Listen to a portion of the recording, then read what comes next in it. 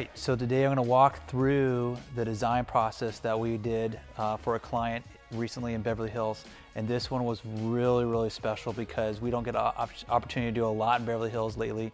And so I want to show you kind of our starting point, where we had to work with, and then kind of where we ended up. So the inspirational photo when we met with the owner was this. One photo. And so I should hold it there longer, but basically the photo that parts of the photo he really liked were the bold pattern in the pool. So sometimes we'll get more photos than one, but for whatever reason, he only wanted to give us one. So that's what we had to start with. And I'm gonna show you some photos from the actual site itself here. And so walking in, it's a new build, and so it's not complete yet, which is a lot of our projects.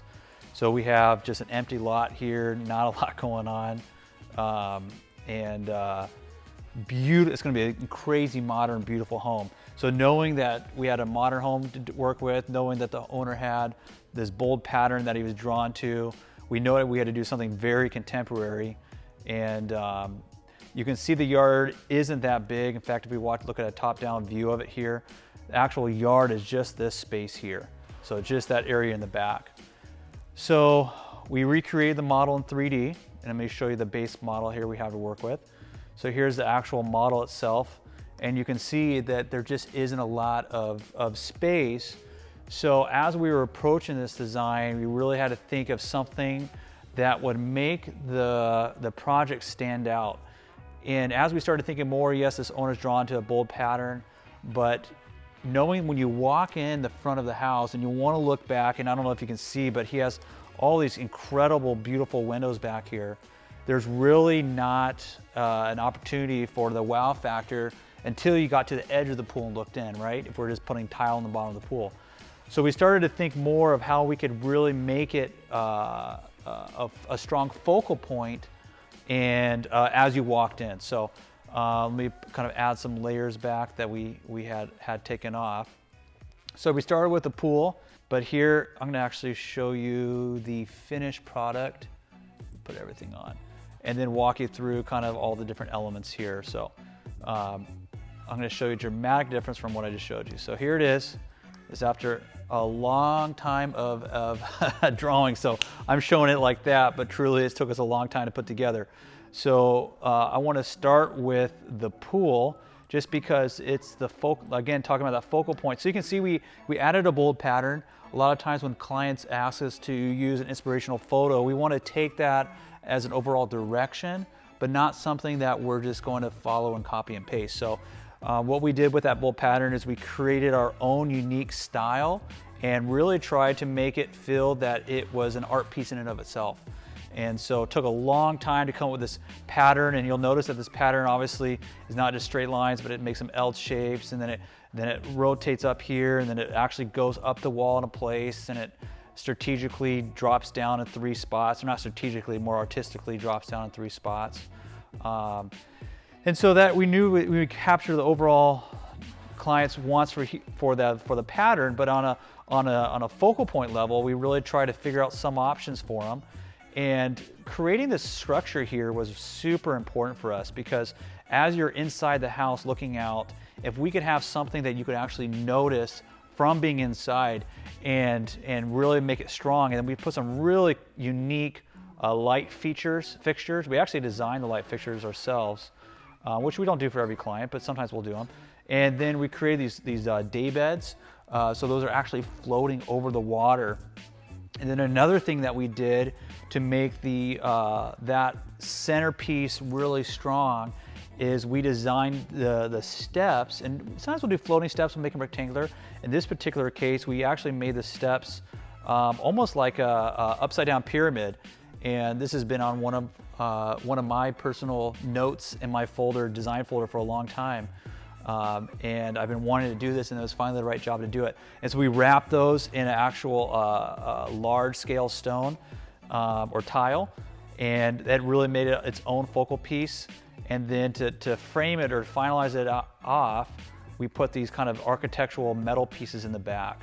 And so that way Again, the yard being small, I was originally putting a wall there and it made it feel too tight. And so we wanted you to be able to look through and get the true depth of the yard.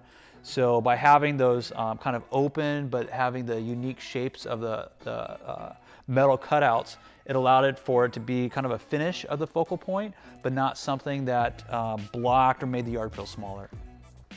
He wanted a barbecue, he wanted a shaded area, so we came up with this aspect of a bar and put a large bar. A lot of times when we design, I want our barbecue, the view of your barbecue to not be on the equipment side, but actually on the front side. So having the design showing the nice bar, and we actually show you this. We actually put lights underneath the floating bar. We actually made it also a waterfall effect, which is like kind of bringing that granite down on both sides.